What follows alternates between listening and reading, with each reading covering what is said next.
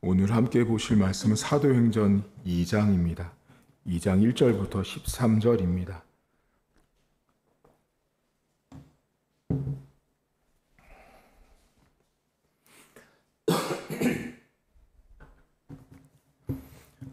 사도행전 2장 1절입니다.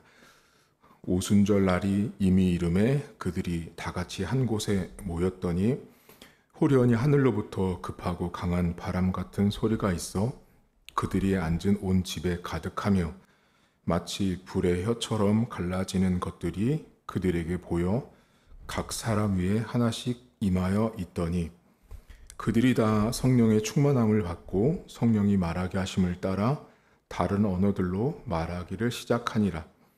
그때 경건한 유대인들이 천하 각국으로부터 와서 예루살렘에 머물러 있더니 이 소리가 남에 큰 무리가 모여 각각 자기의 방언으로 제자들이 말하는 것을 듣고 소동하여 다 놀라 신기하게 여겨 이르되 보라, 이 말하는 사람들이 다 갈릴리 사람이 아니냐. 우리가 우리 각 사람이 난 곳 방언으로 듣게 되는 것이 어찌 됨이냐. 우리는 바데인과 메데인과 엘람인과 또 메소포타미아, 유대와 갑바도기아, 본도와 아시아, 부르기아와 밤빌리아와 애굽과 및 구레네에 가까운 리비아 여러 지방에 사는 사람들과 로마로부터 온 나그네 곧 유대인과 유대교에 들어온 사람들과 그레데인과 아라비아인들이라 우리가 다 우리의 각 언어로 하나님의 큰 일을 말함을 듣는도다 하고 다 놀라며 당황하여 서로 이르되 이 어찌 된 일이냐 하며 또 어떤 이들은 조롱하여 이르되 그들이 세술에 취하였다 하더라. 아멘. 오늘 사도행전 2장은 우리가 잘 아는 것처럼 오순절 성령 강림 사건을 이야기합니다. 오늘 성경에 보시면 성령이 강림하는 모습들을 불의 혀처럼 등장하는 시각적인 이야기들을 하고 있는데요.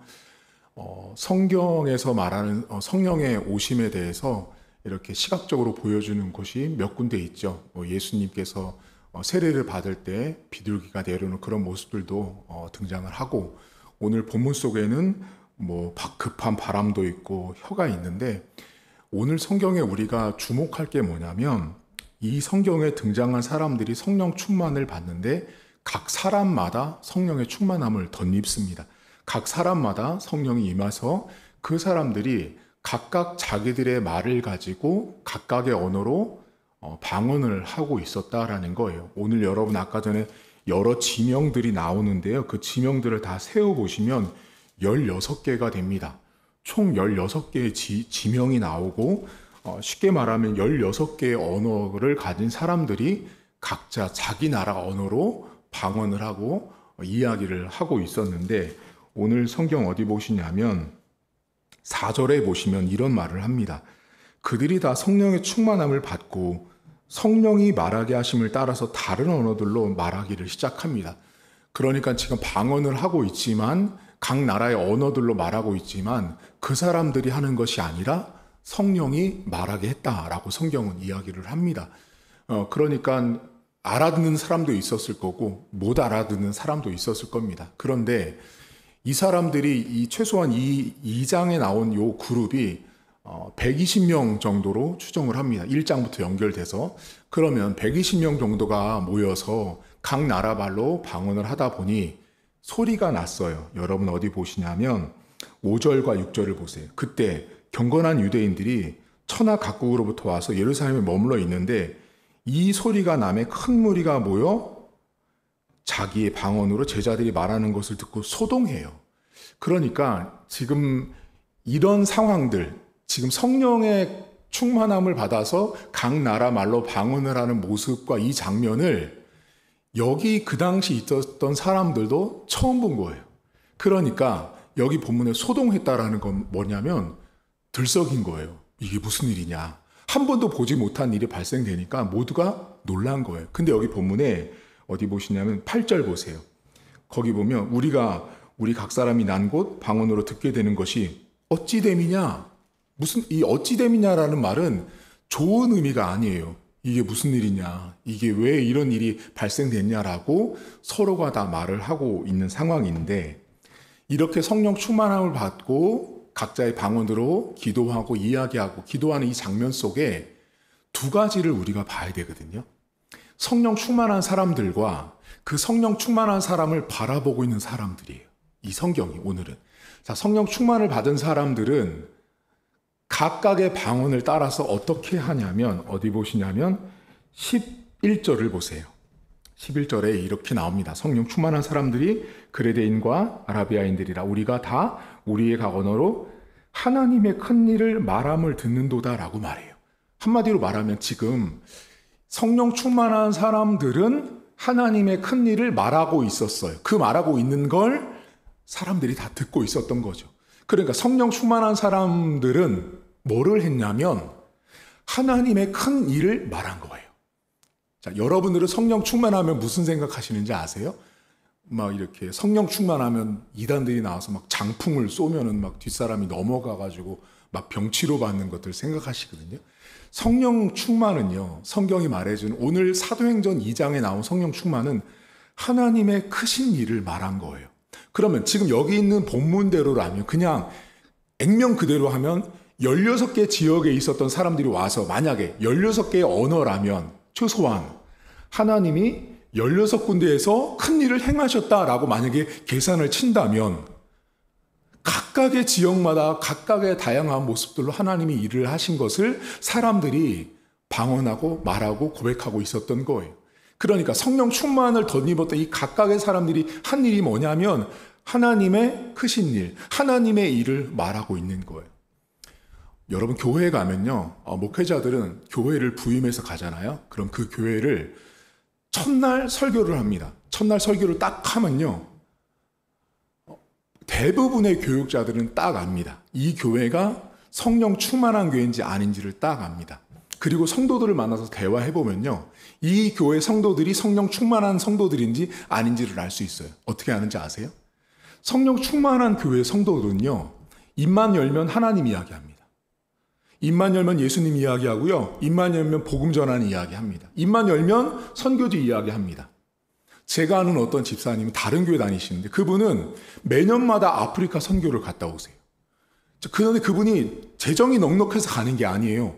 매년마다 가는데 자신이 일하는 월급을 우간다를 가려고 모으시는 거예요. 그러니까 특별한 분이죠. 그러니까 이분은 매년마다 1년 내내 선교지 얘기하고 1년 내내 하나님 이야기합니다. 그분은요, 성령 충만한 분이에요. 그러니까 성령 충만한 사람들은 하나님의 큰 일을 이야기할 수밖에 없는데 성령 충만하지 않은 교회를 가잖아요. 무슨 얘기 하는지 아세요? 돈 얘기, 집 얘기, 출세 얘기, 이런 얘기 다 합니다. 정치 얘기하고요, 선거 이야기하고요, 목장 모임, 순모임 같은 데 가잖아요. 이거 성경책 펴놓고 성경 이야기 절대 안 합니다. 안 해요. 그리고 자기들의 관심사, 이사 갔다, 집이 몇 평이다, 차를 샀다, 뭐를 샀다, 아들이 유학 갔다, 딸이 며느리가 뭐 했다, 이번에 결혼식은 얼마다, 이런 이야기를 주로 해요. 성령 충만하지 않은 사람의 딱 전형적인 모습이에요. 성령 충만한 사람은요, 이 안에서 하나님을 이야기를 안 하잖아요. 못 견디거든요. 못 견디는 거예요. 그러면 성령 충만한 목사들의 특징이 있어요. 뭔지 아세요?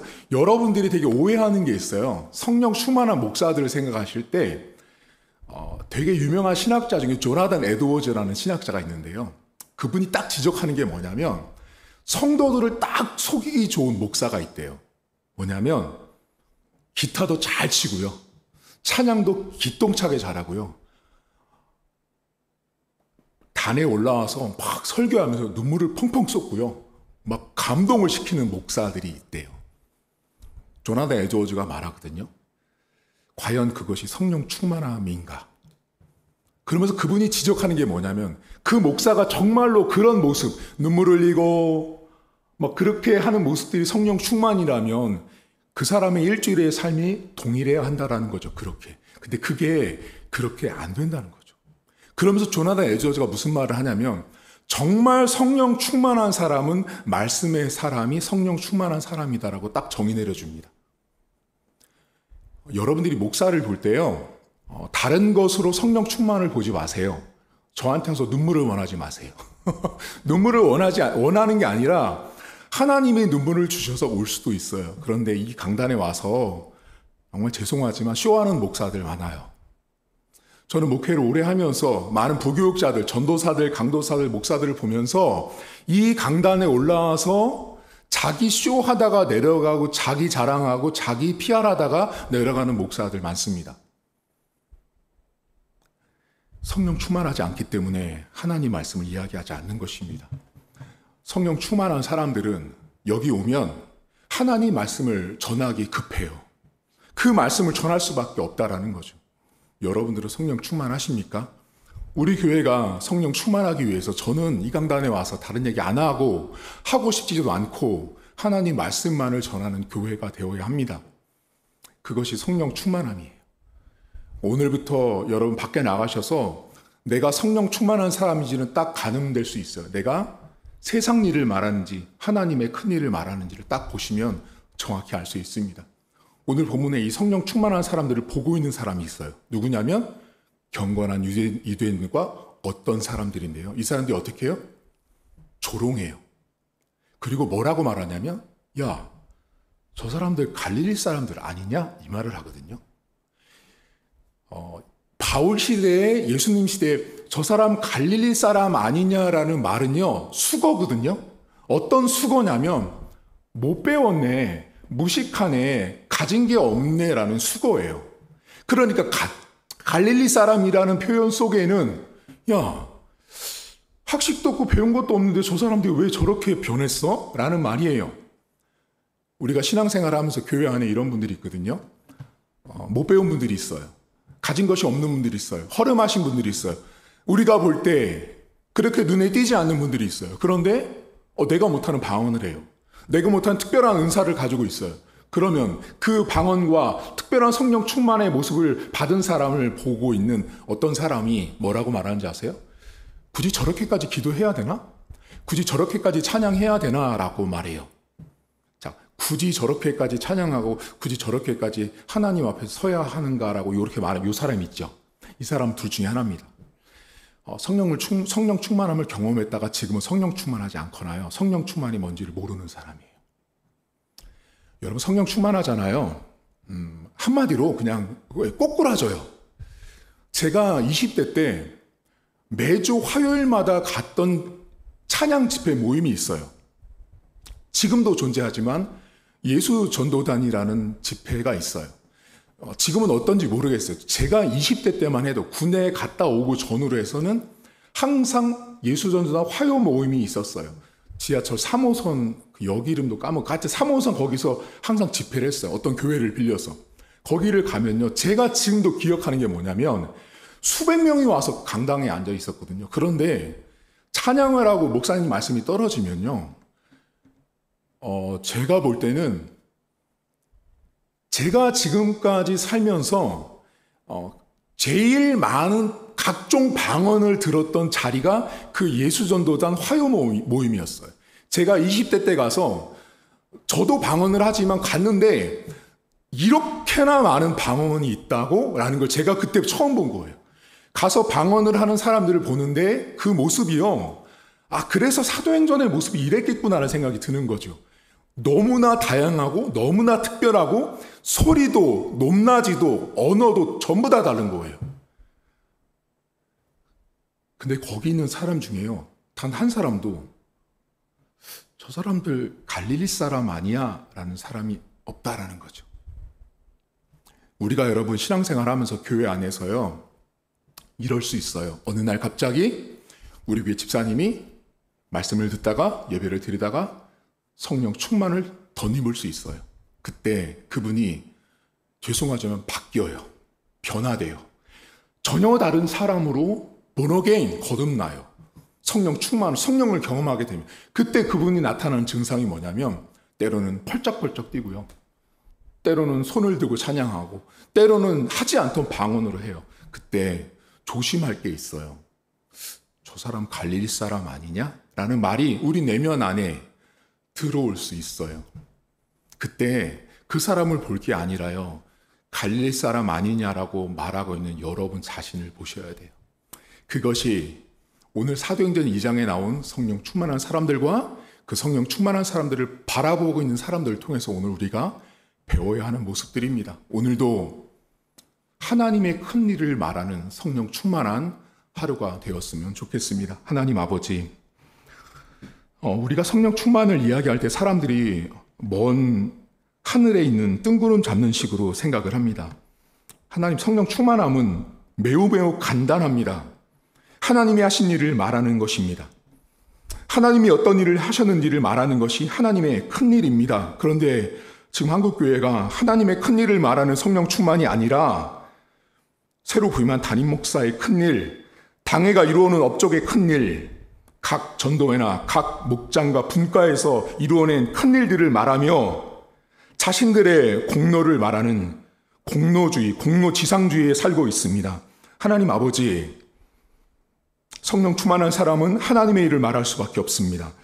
성령 충만한 교회는 강단에서 하나님의 말씀만을 전할 수밖에 없는 것입니다. 왜냐하면 성령 충만은 곧 하나님의 말씀이고 하나님의 말씀을 전하는 곳이 성령 충만한 곳이기 때문에 그렇습니다. 하나님, 우리 교회가 성도들이 오늘도 세상에 나가서 하나님의 큰 일을 말하는 하루가 되어지길 원합니다. 내가 한 일, 큰 일을 말하는 자들이 아니라 하나님이 하신 큰 일을 말하길 원합니다. 내가 성령 충만한 사람인지는 내 입을 보면 정확히 알 수 있습니다. 내가 내 입속에서, 내 중심 가운데서 무슨 말을 하고 살고 있는지, 내가 그러면 성령 충만한지 아닌지를 정확하게 진단할 수 있습니다. 하나님, 거룩한 거, 신령한 거, 남들이 하지 않는 신비한 체험을 해서 성령 충만이 아니라 내가 오늘도, 오늘 하루의 인생 가운데 나에게 어떻게 하나님께서 역사했는지를 말하는 자, 그 자가 성령 충만한 인생입니다. 오늘도 그렇게 성령 충만한 하루가 될 수 있도록 도와주옵소서. 하나님, 오늘도 우리는 내 주변에 많은 사람들을 보면서 저 사람 갈릴리 사람이 아니냐라고 말하며,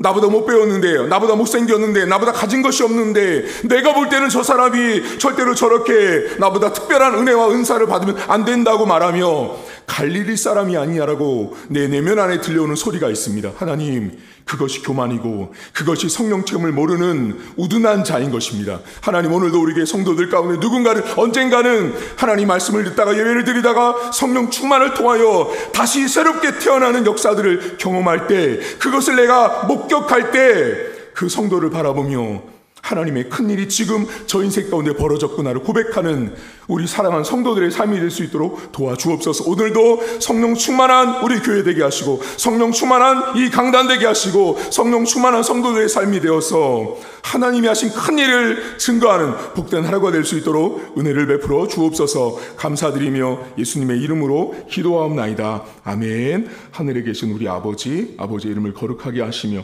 아버지의 나라가 오게 하시며 아버지의 뜻이 하늘에서와 같이 땅에서도 이루어지게 하소서.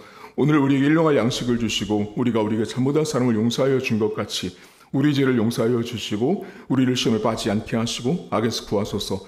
나라와 권능과 영광이 영원히 아버지의 것입니다. 아멘.